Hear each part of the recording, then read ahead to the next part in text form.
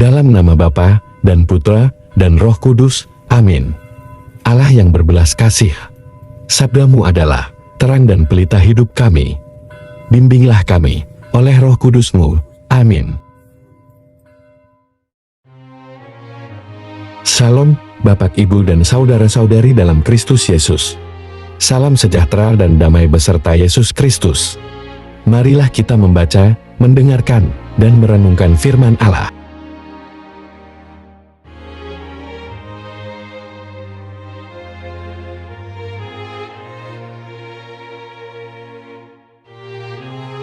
Bacaan pertama.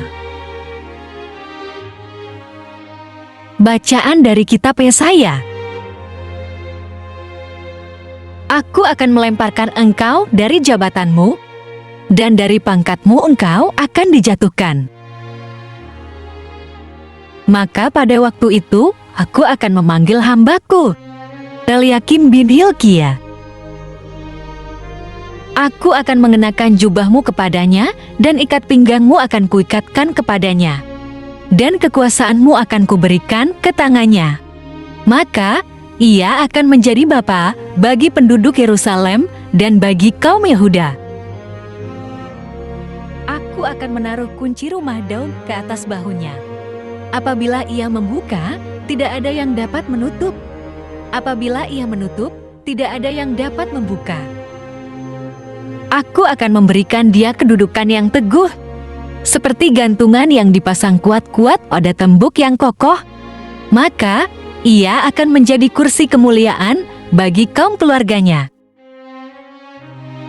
Demikianlah sabda Tuhan. Syukur kepada Allah.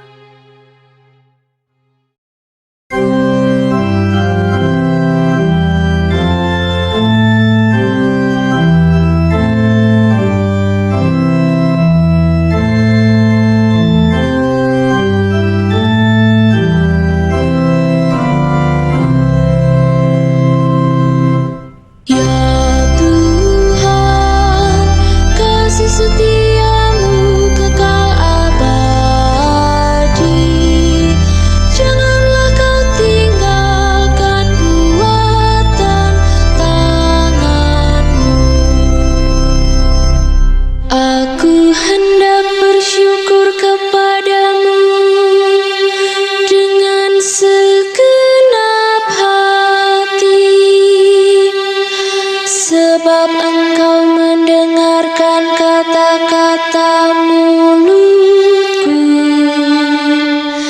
di hadapan para dewata. Aku akan bermazmur bagimu. Aku hendak bersujud ke arah bait-Mu yang kudus. Ya Tuhan, kasih setia-Mu kekal abadi. Janganlah Kau tinggalkan buatan tangan-Mu. Aku hendak memuji nama-Mu oleh karena kasih-Mu dan oleh karena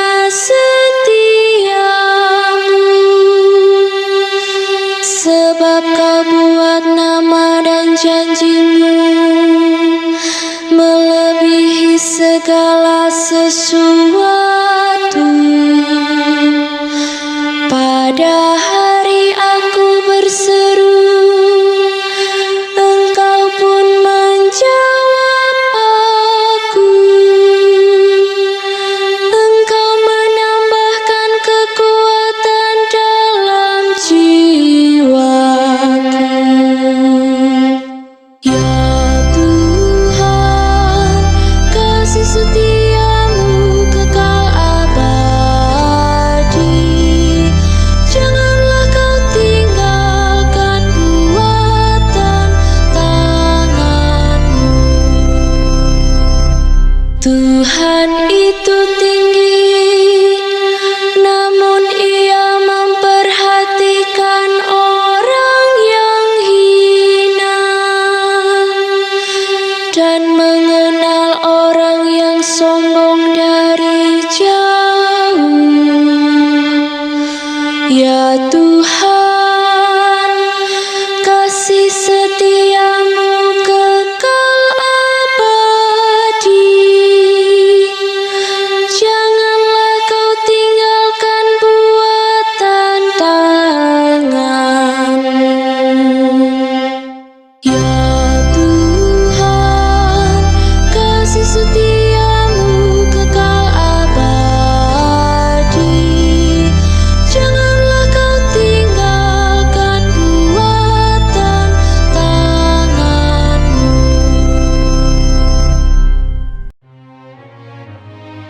Bacaan kedua.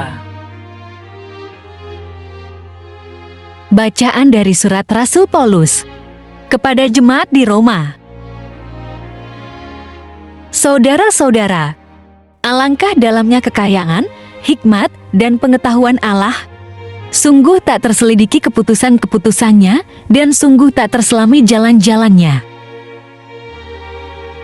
Sebab, siapakah yang mengetahui pikiran Tuhan? Atau siapakah yang pernah menjadi penasihatnya? Atau siapakah yang pernah memberikan sesuatu kepadanya sehingga ia harus menggantikannya? Sebab segala sesuatu adalah dari Dia dan oleh Dia dan kepada Dia. Bagi Dialah kemuliaan sampai selama-lamanya. Demikianlah sabda Tuhan. Syukur kepada Allah.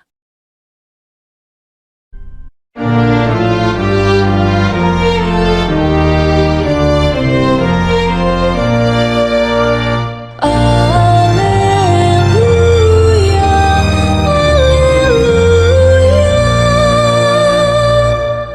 Engkaulah Petrus, di atas batu karang ini akan kudirikan jemaatku, dan alam maut tidak akan menguasainya. Haleluya, haleluya.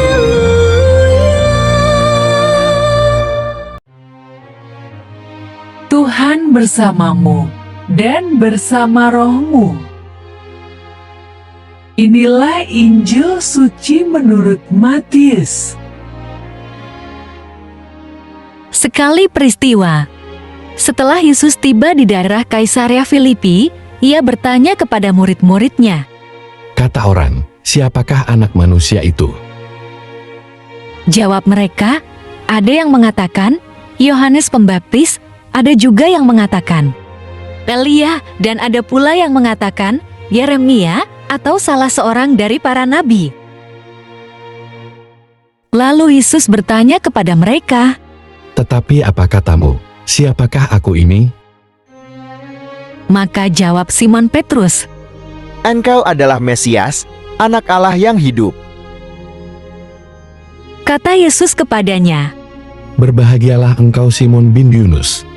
Sebab bukan manusia yang menyatakan itu kepadamu, melainkan Bapa-Ku yang di sorga. Dan aku pun berkata kepadamu, engkau adalah Petrus, dan di atas batu karang ini aku akan mendirikan jemaatku, dan alam maut tidak akan menguasainya. Kepadamu akan kuberikan kunci kerajaan sorga. Apa yang kau ikat di dunia ini akan terikat di sorga, dan apa yang kau lepaskan di dunia ini akan terlepas di sorga. Lalu Yesus melarang murid-muridnya supaya jangan memberitahukan kepada siapapun bahwa Ia Mesias. Demikianlah sabda Tuhan. Terpujilah Kristus. Renungan Injil. Bapak, Ibu, dan saudara-saudari dalam Kristus Yesus, Yesus bertanya kepada murid-muridnya tentang siapakah anak manusia menurut kata orang lain. Mari kita baca Matius pasal 16 ayat 14.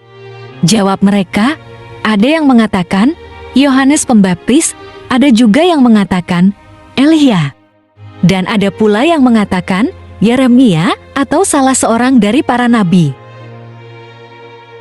Lalu Yesus bertanya, bagaimana menurut pendapat murid-muridnya? Mari kita buka kembali Injil Matius pasal 16 ayat 15 sampai 16. Yesus bertanya kepada murid-muridnya, tetapi apa katamu, siapakah aku ini? Maka, jawab Simon Petrus, engkau adalah Mesias, Anak Allah yang hidup.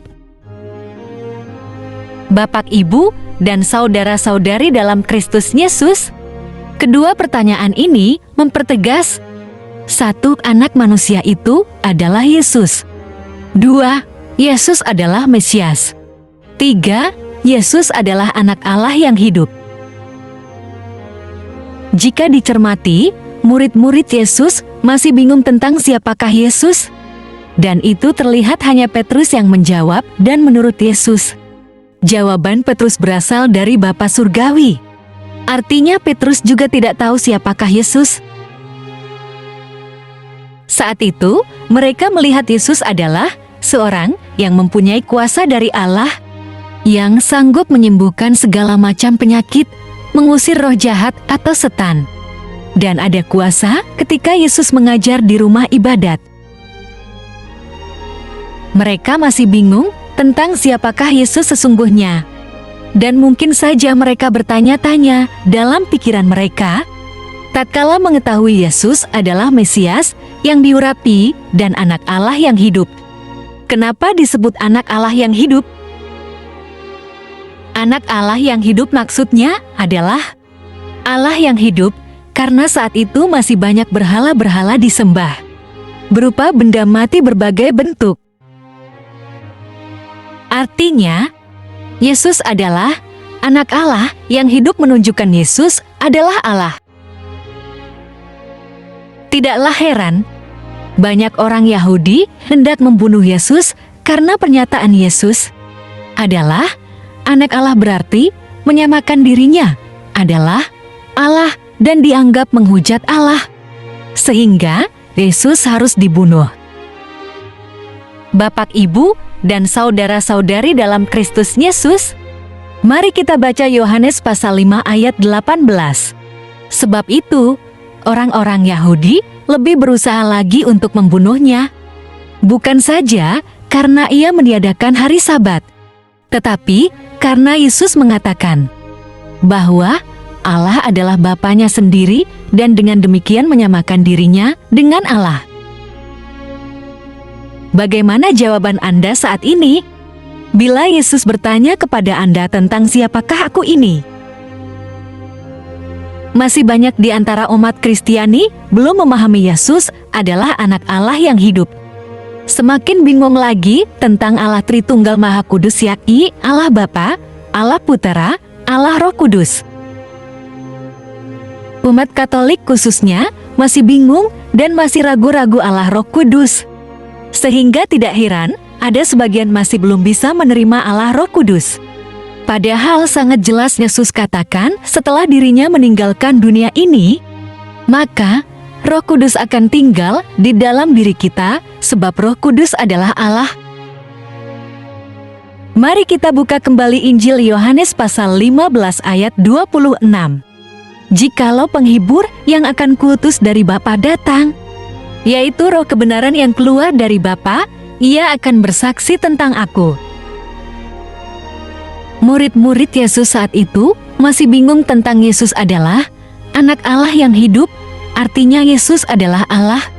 Umat Katolik saat ini masih ada yang bingung tentang Roh Kudus adalah Allah. Semakin terlihat jelas bahwa para murid belum mengerti tentang siapakah Yesus. Ketika Petrus menegur Yesus supaya tidak mengatakan dirinya akan dibunuh dan akan bangkit pada hari ketiga. Bapak, Ibu, dan saudara-saudari dalam Kristus Yesus, mari kita buka Injil Matius pasal 16 ayat 21-22. Sejak waktu itu, Yesus mulai menyatakan kepada murid-muridnya bahwa ia harus pergi ke Yerusalem dan menanggung banyak penderitaan dari pihak tua-tua, imam-imam kepala, dan ahli-ahli Taurat, lalu dibunuh dan dibangkitkan pada hari ketiga. Tetapi Petrus menarik Yesus ke samping dan menegur dia. Katanya, "Tuhan, kiranya Allah menjauhkan hal itu. Hal itu sekali-kali takkan menimpa engkau." Petrus takut perkataan Yesus ini akan membahayakan keselamatan mereka bila didengar oleh ketua penguasa agama Yahudi saat itu.